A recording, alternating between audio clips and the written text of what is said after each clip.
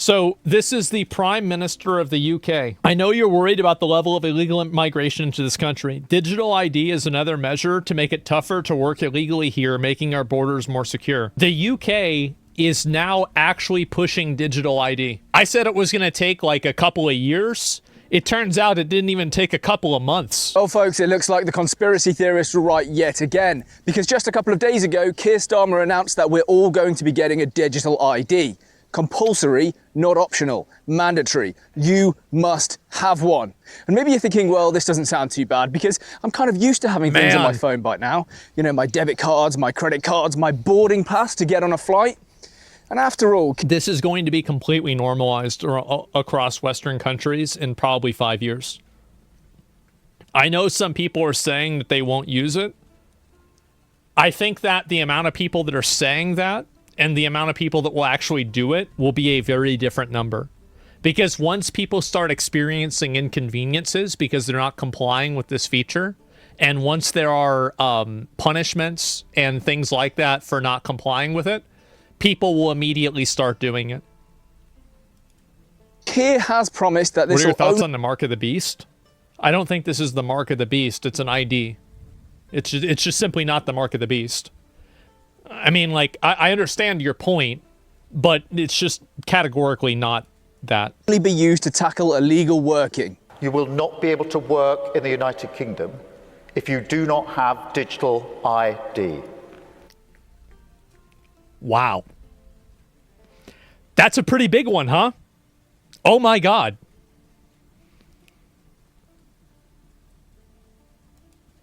I want to remind you guys that V for Vendetta was in Europe, and it was pretty obviously in the UK. Simple as that. Well, strap in, because this is the death of liberty. This is nothing to do with proving whether you can legally work. We already have systems in place for that. This is about the state knowing everything about you, all of your bank details, how often you've visited the hospital, your social media accounts. All of them will... Realistically, the government already knows that. And I do want to say this, that we do have a false sense of privacy in Western countries. If the government didn't know that, how do you think that they're arresting people every single day for tweeting? Well, it's because they just figure it out. This just makes it easier. Eventually be attached to your digital ID. The state will know everything about you and they will be able to totally control you. This is a digital prison. Oh, Lando, that all sounds a little bit crazy. I don't think the British people would stand for that. I agree. Right now, they are trying to push back against it, and I think that people will they will effectively resist against it for a period of time. But then what's going to happen is that there will be a series of emergencies and a series of tragedies and a series of crucial events that occur that will make people more accepting of digital ID as a way to prevent future tragedies and future catastrophes from happening. That's what I think is going to happen. I think, again, like the best example that I can use is the Patriot Act, right? I think that we can always, go back to that. And I think this is going to follow a similar paradigm. They wouldn't, but this will take place over 10, 15, 20 years. Mm-hmm. More and more things will start getting added to your digital ID. Eventually, it'll be your bank account, then it'll be your social media account, and every single time, there'll be an excuse from the government about why this needs... South Korea already has this. To be added. Yes. Or we need to tackle fraud. Or we need to tackle social media misinformation and hate speech. Everything will get attached to your digital ID, and the state will know everything about you over a long period of time. I'm not saying this happens straight away, but this is the first step. And we simply cannot stand for it. Yeah, it will be like boiling a frog, where you don't even know that you're getting cooked until you've already been cooked. I know as well there's going to be people out there saying, I think a great example of that is cameras everywhere. The ubiquitous nature of cameras now, I think that like in the 90s and the 2000s, people were like paranoid about that. Like, oh, there's cameras everywhere. But now people have just accepted it as a natural reality. And birds, true. I trust the government, which honestly is kind of an insane position with everything we've seen over the past 15, 20 years. But okay, you trust the government. You trust Keir Starmer. Do you trust the next government? Well, it's going to be Nigel Farage. Do you trust the government in 15 years or in 20 years' time to have total knowledge and total control over you? Do you trust them? If you're saying yes, you're an idiot because you don't even know what that government could look like. In my opinion, and this might be an unpopular opinion, I think digital ID is inevitable, but digital ID and people's worry about it is a symptom and not a disease. The disease effectively are the laws that digital ID will make it easier to enforce. So what I mean by that is that the real issue is that, for example, digital ID isn't going to stop somebody from saying that I like ice cream. It is going to stop somebody from saying something that could go against the UK's speech laws, for example. So really the focus should not be, because I do, and if you want to fight and resist against digital ID, I respect you, more power to you. I think it's completely inevitable and there's nothing you can do to stop it. Sorry, that's my opinion. That being said, I do think that there is an ability and a possibility to change the laws. You need to change the laws. This is a communist and a fascist wet dream. It's a fact, not an opinion. East German That's where I think Stasi could never have dreamed. 2,700,000 people are against it. So what? Like 60 or 70 million people were against Donald Trump, and he's the president. The tool they this voted powerful. against and you Donald know Trump. What? We've actually already experienced a little bit of this, haven't we? Do you remember the COVID vaccine passports? Those smug little green screens that barred the unjabbed from everyday life, serving as a blatant Orwellian tool of coercion and division. Well, if you didn't take the government at face value, let alone dared challenge them, you faced life-changing decisions. I think this is a great point that he's making, is that, a good example of how digital ID will be used and could be used is the dystopian way that it was used with COVID. It's actually a good point. Travel abroad or be grounded at home. Keep your job or face financial ruin. Yep. See your family or stay isolated alone. Those were some of the choices the government often told you had to make. Comply or shut up. That is the raw, unchecked power governments can wield when given the tools, and digital ID hands them the sharpest blade possible. That's also, I think that's a very good metaphor to use, because they can already do all of the things that they can do with digital ID without digital ID. Digital ID just makes it easier for them to do them. Digital ID does not add in a new tool, and it does not increase the amount of ways that the government can, control you. It only gives the existing ways an easier path to doing it, basically. It paves the way for far worse down the line, doesn't it? It does. One authoritarian regime later, and you, your children, and their children could face being sent to camps based on ethnicity, political views, religion, or even health status, as we've already seen. But why stop there? I mean, I think there's a degree of fear-mongering here, but there's also a degree of truth. Not seamlessly link your social media profiles, algorithmically scoring your influence and loyalty to the government. I want you to think about China for a second. China operates a social credit system. Now, the way that works is there are tons of algorithms out there assessing each individual person within China and how... I'm not sure how legit the social... I really actually don't know a lot about this. I could look at, South Korea versus China. Both countries, however, South Korea had this thing where if you... They would do, a thing where they would check your phone. They could geolocate your phone during COVID, and they would send you notifications that you had to respond to. It was something like that. Well, they comply with or resist to make sure you didn't state. leave your phone at home and go The more you outside. comply with the state, the better your life will be. The more you resist the state, the worse your life will be. The more that they will punish you. And those systems rely on two things that are currently being introduced across the UK and across Europe. Digital ID and facial recognition. We're seeing it everywhere, all across Europe and all across the UK. And you can say digital ID will curb populism. And I think it's kind of crazy to me that they just come out and literally say it. They literally say that we're trying to do digital ID so we can stop people from having political viewpoints. That's crazy to me. Both of those things are essential to bringing in a social credit system. And the end result is, Well, the Chinese people cannot possibly resist their own government. Their government can do pretty much whatever they want to the Chinese people, and they will do nothing. Because at any given moment, the Chinese government can make life absolutely hell. Basically just turn off the taps for any Chinese citizen. Is that really the future that you want for Europe and the future that you want for the UK? Maybe you want to travel... I definitely don't. I mean, I don't think so. Somewhere and you're trying to book a plane ticket, but according to your digital ID, you've already met your carbon quota for the year. So no, try again in a few months. Instead, you try and get a few beers I think that's very realistic. From the shop because you're having a barbecue with some friends, but guess what? You've met your alcohol quota for the month, so no, you can't do that either. I'll just sit at home and browse Twitter and go on my social media platforms, but you can't do that either because you're locked out of all of them. Why? You offended someone. Come back in 2 weeks, but if you take this correctional training to improve your wrong think, well, we'll narrow that down to a week. I think all of his examples are like 3 years away. Maybe the food example's 5. But other than that, I feel like these are really, really possible. I know that this is a very bleak and dystopian future. Yeah. And am I saying that it would definitely happen? No. Am I saying it could happen? Well, it could happen only if such a thing as digital ID exists and it has these sprawling tentacles in it can happen regardless. They can do it without digital ID, but yeah.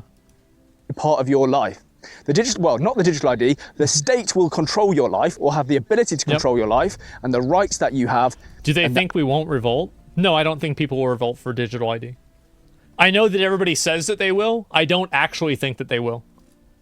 Access that you have to everything through this ID. That's my opinion. Do not give the state the ultimate power over all of its citizens. You will never be able to resist.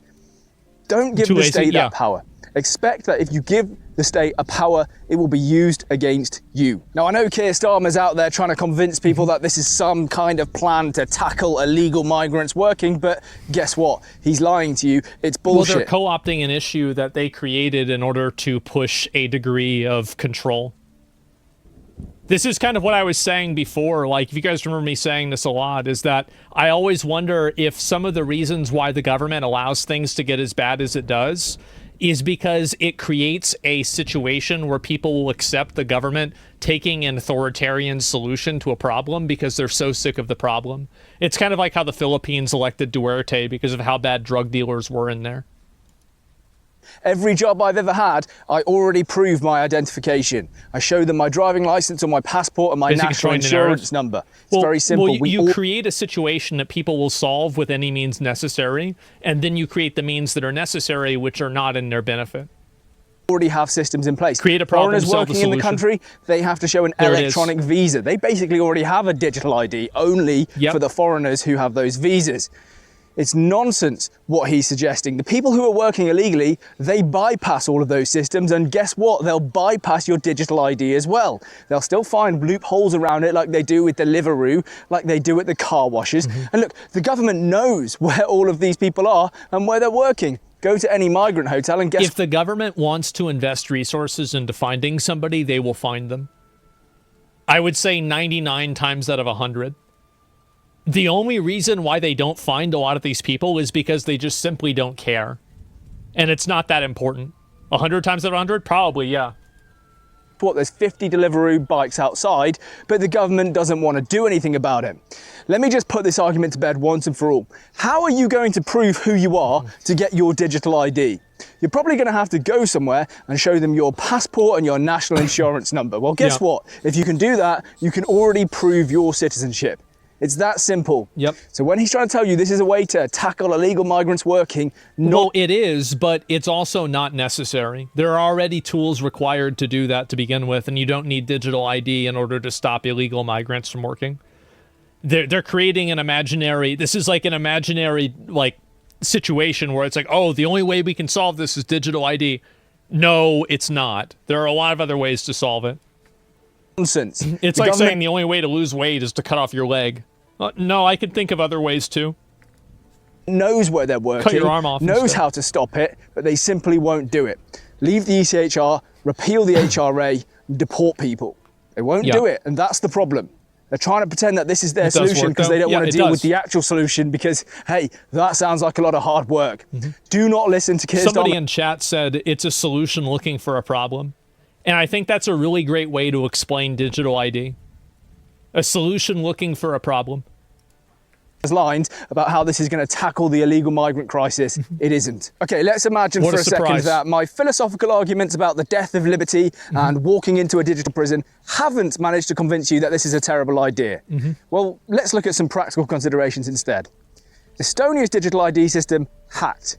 The NHS hacked. India's digital ID system hacked. Because guess what? Wherever there's valuable data, and this is going to be the most valuable data, there are people trying to steal it. I almost guarantee that will happen here in the UK.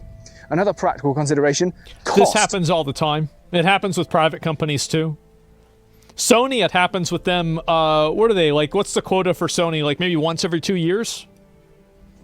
This will end up costing a fortune. Just like HS2 was meant to be just a railway from London to Birmingham, high speed 2, 20 billion pounds or whatever they said it was going to cost. Now it's going to cost 160 billion pounds. Fantastic. And you're going to think, oh, wow. well, that's because it's a physical thing that's harder to What a build. surprise. The problems with building HS2 did not come from the, hey, come on, don't go on the road. The problems with building HS2 Dog. did not come from the physical aspect. It was from politicians chopping and changing what they wanted all of the time, messing with the plan. The same thing will happen to digital ID, and it'll end up costing 100 billion, 200 billion. Who knows? We can't even get the NHS Imagine spending $200 billion on a system just for it to get hacked in the first month. working on one system. Why do you think you can build a digital ID? It'd be pretty bad. Absolutely ridiculous. And the final practical consideration, and in many ways this is actually the worst, and Swiss have accepted digital ID already. Well, China's already accepted it. South Korea has already accepted it. You said Swiss have already accepted it. This will become the norm. I think the reason why is that there are too many normies on the internet, and there were two flashpoints that brought normies onto the internet. The first one was Harambe, and the second one was COVID. And now, bro, like, it's cooked. It's over. It's finished. Poland too, unfortunately. Yeah, this is the way it's going to be. bit of a philosophical It's on its way, it's consideration as Australia, well. yeah. What about people who don't have smartphones or who can't What's a use normie? them? Somebody's not a Pensioners, loser. people who are over 65, 70, a lot of you are able to use smartphones, but you must look around at some of your friends and think, oh, you know, if you're 70 years old, you look at a friend Yeah. who doesn't use a smartphone and cannot use one. That was my dad. So how are they going to and my have a mom. digital ID? How are they going to access their pension? How are they going to access the NHS? How are they going to access... Wait a minute. So you're telling me you're going to make all the old people use a smartphone in order to get their money?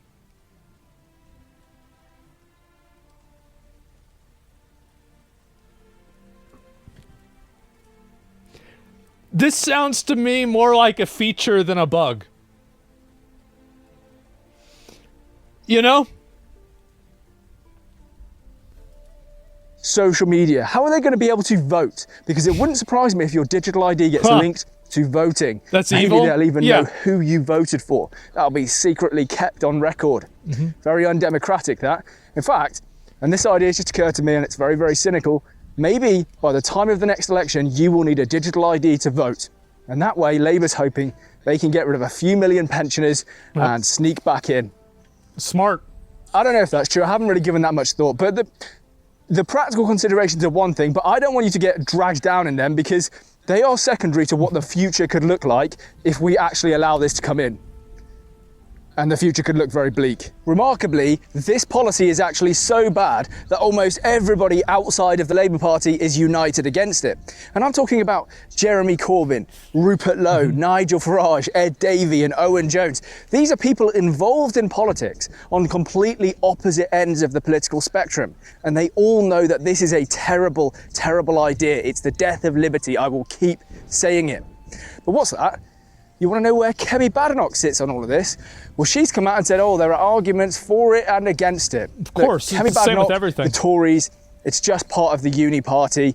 Of course, they're not going to come out with a strong stance. It's very, very pathetic, frankly, to be sitting on the fence about this, especially since I imagine a lot of the people who are still voting Tory are actually a little bit older, and they are going to be opposed to something like digital ID, especially the ones who don't have... I don't think that's true. I think that he's wrong about that. I think that older people will actually embrace the idea of this because they don't fully understand the context of how the internet works. That's what I think is going to happen. And that's the main reason why I think that we're going to have a lot of these laws, is that for older people, they're going to see that, well, I need an ID I got a driver's license. You probably need Facebook license. Shit. And I think that's all it's going to be. Older people are more likely to conform. Yeah, exactly. Have access to smartphones like I was talking about before, but hey, I don't think so. Old people aren't all like this.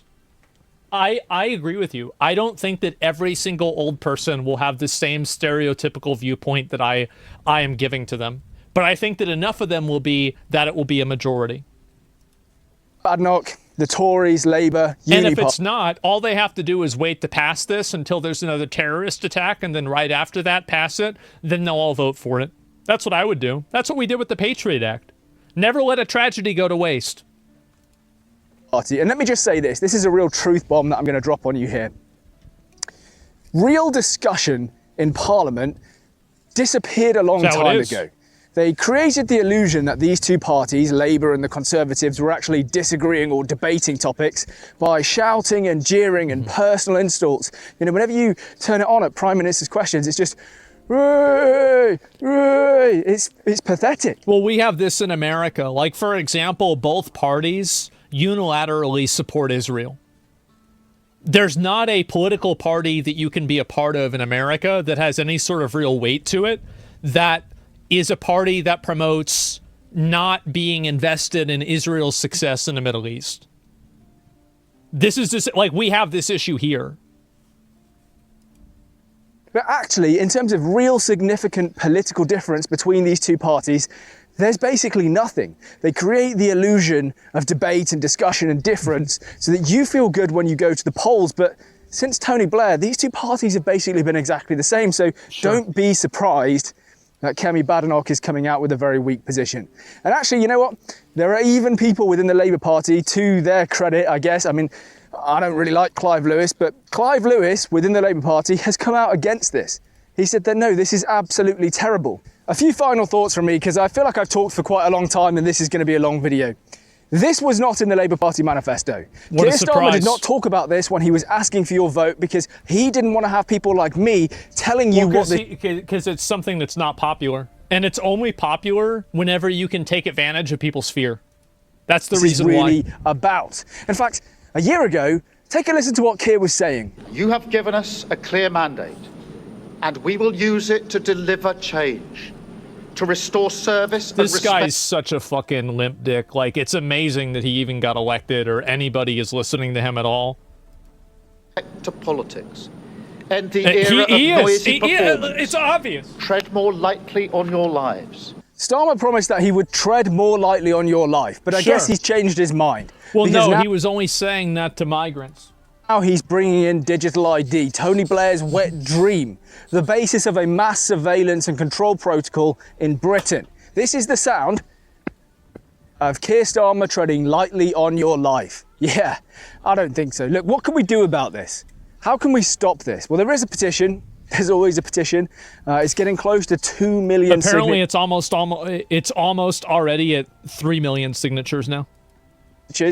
I'll link it in the description. I do recommend you sign it. And yes, I know there's always a petition. The government always ignores the petition. 2.7 million. However, because this isn't a left-right issue, and a lot of people are very concerned about this, if this petition manages to get close to 10 million signatures, which is a huge aim, by the way, I think that would be the most signed petition ever, then I think they really do have to scrap it, because this wasn't in the Labour Party manifesto, and about 10 million people actually voted for the Labour Party. They're just going to do it. If there are more people who are saying no to digital ID, something that wasn't even in the Labour manifesto, then voted for the Labour Party when they were more popular like a year ago. Yeah, I don't know about this one, guys. I don't see how they can continue with it. It just becomes very, very obvious tyranny. That it's not democracy anymore. That is just tyranny. So yes, I do recommend you go and sign it. Will the government... I mean, you should sign the petition, right? I mean, at least, try to push back. I don't think it's going to have an effect, but like, fuck, you might as well do something, right? Or it probably if it doesn't get enough signatures, but that's all the more reason for you to go and put a signature there. The other way you can resist is just, well, resist. I don't plan to get a digital ID, and I think there are a lot of people who won't. And if there's enough people who just say, no, I'm not doing that, then the whole system will just fall apart. Like, he's right. What are you saying? If 30% of the country resists having a digital ID, are you just going to make 30% of the people in the country unemployed because they won't have a digital ID? It's not going to work. Similar thing happened with... I don't... He's completely right, theoretically, but I don't really think that, like, there's a lot of great examples of mass civil disobedience like that. Like, there's activist groups that, you know, exercised large amounts of civil disobedience, like civil rights, for example. But, like, mass population civil disobedience, I can't really think of an example of that. The vaccine mandates, by the way, after a while, people were just like, look, I'm not paying attention to this anymore. And the whole thing kind of fell apart. So that's what we have to do. We have to resist this. It really is very simple. Okay, truly, this is the last point from me, I promise, because I know this is going to be a long video. A couple of days ago, I made a video called Keir Starmer is Finished. And in it, I basically outlined all of the reasons that I think Keir Starmer's time as Prime Minister is coming to an end. I'm not going to repeat everything in this video, but basically, his own MPs are talking about... I think that's true, though. Getting rid of him. I feel like there's lots of financial him. Scandals. His cabinet ministers have had to resign in disgrace. Now, there's a really cynical part of me which thinks Keir Starmer, or Morgan McSweeney, his chief of staff, so desperately wanted all of those scandals to go away. What a surprise. That they thought, what if we just put one much bigger, much more controversial, much worse story out, and that's going to soak up all of the headlines. People will stop talking about the 740 grand illegal slush fund we used to make Keir Starmer Prime Minister. They'll stop talking about all of the tax dodging Labour MPs and corruption scandals and everything else. And to an extent, you know, it has worked. All of the headlines now are talking about digital ID. So I would say, yes, we should be talking about digital ID. Clearly, I am doing it because I think it's terrible. But at the same time... Digital ID is happening all over the world. I think that to say that they're doing this as a smokescreen for other problems, I think that there are always happy accidents that happen in government where they take advantage of them. But I also think this is a clear political zeitgeist that's happening all over the world right now. And it's not unique to the UK at all. Go and watch that video if you haven't already. Don't let Keir Starmer and his grubby little team get away with all of the things they've been doing in the past. Not mandatory, though? Oh, it will be. I'll leave it there. Thank you very much for watching. I know this is going to end up being a long video. If you've made it all this way, I'm really, really grateful. Thank you. Hopefully you found some of what I was saying interesting. Maybe you're welcome. Some of the arguments, some of the points. And let me know your thoughts. I always read and reply to a few hundred comments. Can't reply to all of them, unfortunately, but I do read even a lot more than I actually reply to. So yeah. Until next time, please do leave a like, comment, and subscribe. Peace out. I think the big problem is the fact that the laws exist that digital ID is activating on. And I think that digital ID, this is going to be a very unpopular opinion. People hate this opinion. They do not like this opinion. I think digital ID is inevitable. I do think so. I think that there are too many people that are stupid, naive, and will easily trade away any degree of is that a spider? Any degree of their own personal privacy to have it. I do think that's true. But that being said, I do think there will be ways for you to resist it. I think you should sign petitions. You should try to do whatever you can, etc. But in a general sense, I do think things are going to get a lot worse with this kind of stuff. The government spied on people for a long period of time. Technology just does it on a mass scale. Well, and that's the point that I'm trying to make, right? Is that this core issue is something that has to do with the laws that the issue is making easier to enforce. Because again, in America, this isn't really as much of an issue because you have more freedom of speech, right? You can say more things that are, you know, like problematic or hate speech, you could say. But in the UK, you don't have that freedom of speech. And so really, where is the problem? The problem is the law itself and not necessarily the tool that they use to enforce the law. Because but they are already arresting people for tweets. They're already arresting people for Facebook posts, etc. So digital ID is bad and you shouldn't want it. But at the same time, the real problem is the law that digital ID is enforcing. That's my point. Big spider? Nah, just like fingertip size. Not that big of a deal. I wouldn't worry about it. I've got two of them over there too, but I haven't seen any bugs recently. And because of that, I'm letting it happen. And that's generally the way that I look at things. Let me go back. I'll see a few more of these here. I think it's with the level of violence escalating in the UK currently, I can imagine it being overtuned simply because of how much people despise Starmer and his policies. Maybe, but I think also it's something that, and here's the issue, it's that it is a continual problem that will come up over and over and over. And so all they have to do is get it right once, and then that's it.